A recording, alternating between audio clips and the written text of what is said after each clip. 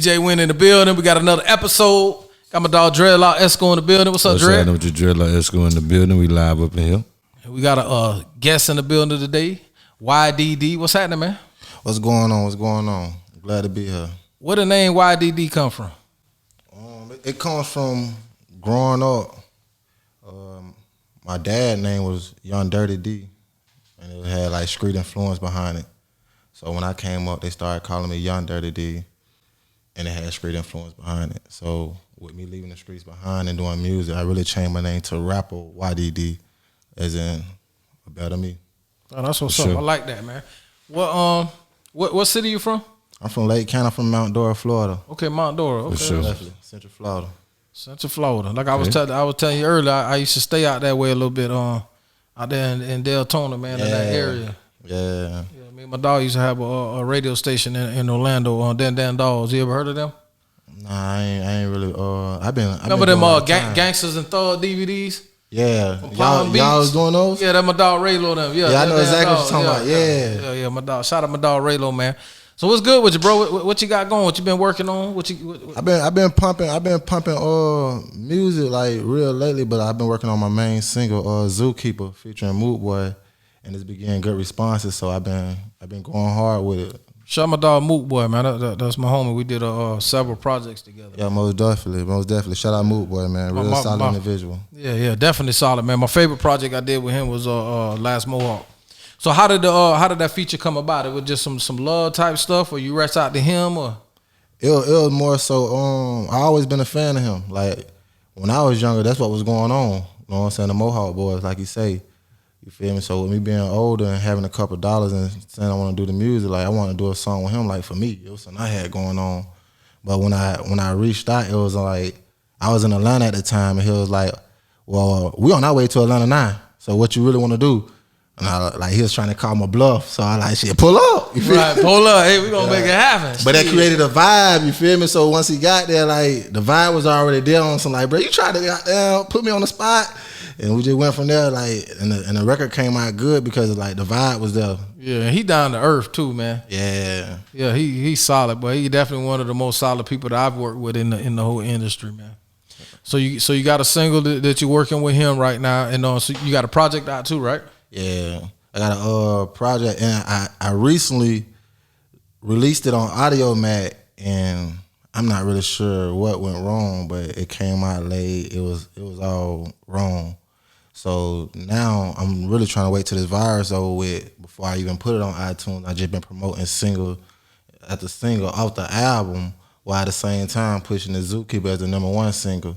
So when the virus actually over with, they already be like familiar with a lot of the singles already on song, just waiting on the album. So when I release it, I get a better response. In Mount Dora, it's a lot of other artists there? Nah, in Lake County, you got a lot of other artists, but as far as my city, nah, they jumped on my back. You feel me? Like, I'm carrying my city. You feel me? That's dope, man. So how long you been doing it? Like, what got you started? Really, I ain't gonna even lie to you. Like I said, I done did a lot of time, bro. I'm one of the ones that like I was in the drug game at a young age, so sure. I done did a lot of time, and when you locked up in a hole and stuff, you beating on the doors, you rapping, you freestyling, like, and everybody keep telling you like they want to hear you do it. They don't want to do it. They don't want to do it no more. They want you to spit. They want you to spit, and like giving old heads my word that I'm gonna do the music when I get out, and then getting out and not doing it. Now my mama telling me to do it, and it got to the point where I was like, all right, let's do it. And it's working. So I mean, how long you actually been like doing it, like recording? For a thought of maybe 2 years. Maybe 2 years. That's for sure. Up, man. Maybe 2 years. So the upcoming artists, the artists that just want to get started, going through stuff like we done went through, like going to prison and stuff. What would you give advice to artists, getting out of prison, wanting to do this rap shit? Do something towards the music every day. If you do something towards your craft, your music, whether it's the studio, whether it's promo, whether it's whatever it is, if it got something to do with your music, if you're doing something towards that every day, you can't go wrong. See, I like that. This is my type of people right here, man. Because that's what I tell people every day. There's no excuse, even if you ain't got no budget. It's something you can do for your career every day. Exactly. And a lot of this shit is free. Just take your time. The social media is free. Promote yourself. You know what I'm saying? Go out there. Exactly. For real. For sure. So, got a video coming for the single? Yeah, but what I'm waiting on, like, my numbers are going up. My numbers is going up weekly. You know what I'm saying? So I'm just building the momentum on it, getting more. I'm targeting different areas with it. After this viral stuff going, I got the poster flyer made for the single that I'm gonna have out everywhere, and I'm just getting. I already told myself that before I even go and do the video, because I'm gonna spend some money on the video. I ain't gonna just play around with it because I'm gonna take it fully serious. So, but before I actually get into it, I got a certain goal that I want. I want at least 50 to 60 streams. You feel me? That's what's up. So when you say you got your city on your back, is it hard to get support in your city, or is everybody pretty open to supporting you? Yeah, they openly support me because once you hear the music, it speaks for itself. Like, I ain't just somebody trying to do music. Like, that's what I do. And they hear it. That's what's up, man. Anybody give you inspiration, like far as in like different artists that you listened to growing up? Moot Boy. Okay, shit. Moot Boy, D-Boy, like we grew up listening to underground artists anyway. Yeah, shout out D-Boy too. Yeah. I know, I've been in the game a long time. Yeah, I know everybody. Definitely. Most people, yeah. Shout out D-Boy. Yeah, D-Boy go hard. He did a project. He just recently dropped a project too. And I think the project before that, I think he did something with Bigger. He had a song that was the last song on that project that was really hard. I used to fuck with it every day. That shit go hard, man. And No Cut. Yeah. I know he did a No Cut. Yeah, the No Cut, yeah. He got the extra grounds out now. I'm still on the D-Boy. No, D-Boy still on hard, the D-Boy. Man. D-Boy hard. So, man, what do you think about this coronavirus? Going on around the world, man, messing everything up. See, I honestly stay away from TV, news, and all that. I ain't really a big fan of none of that. Like, I know television is what it is, you feel me? But as far as like me and the virus, I just look at it from a music standpoint. How can I benefit off of it? And screaming and everything like that is a blessing. Like, it work out, and any artist, like, see, at this point, I wasn't when the virus came, I wasn't no person that's getting 5,000 a show, 10,000 a show. So it ain't really hurt me that I can't do no show. Right. You know what I'm saying? It just give me time to connect with other artists that are already on those type of platforms and relate to them musically and personally. So now when it do open up and they got shows, they don't mind telling me to pull up and open up for them or great. You know what I'm saying? Right. So I just took advantage of the fact that you got to sit still, and I've been putting music out, promoting my music every day promoting. See, I like that. Yeah. Keep that. That's one solid quality that most artists don't have. They don't think that way, and you got to think that way and stay that way. You know what I'm saying? Most definitely. So are you going hard by yourself for your career, or do you got a team around you? If you go hard by yourself, you will always have a team. Like, you're gonna draw in a team because it's everywhere around the world. You got people that's serious about this music.